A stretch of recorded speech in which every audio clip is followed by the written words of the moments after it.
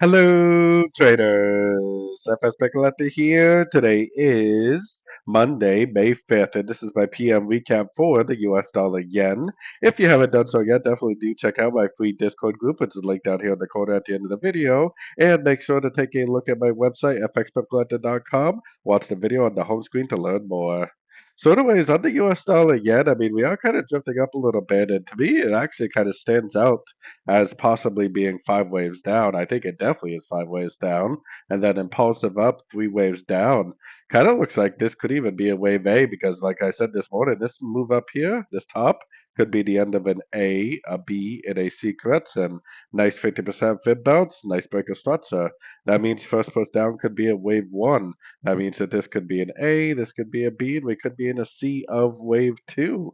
Which, if that's true, that potentially could be a really good setup for a very nice sorting opportunity for like a wave three.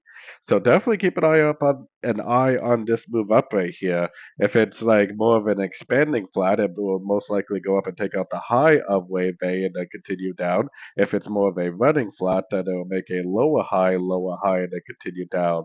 So definitely keep an eye out on this move up. See if you can identify the end of this move up, maybe on a little bit of a shorter time frame by seeing like a nice breaker structure to the downside.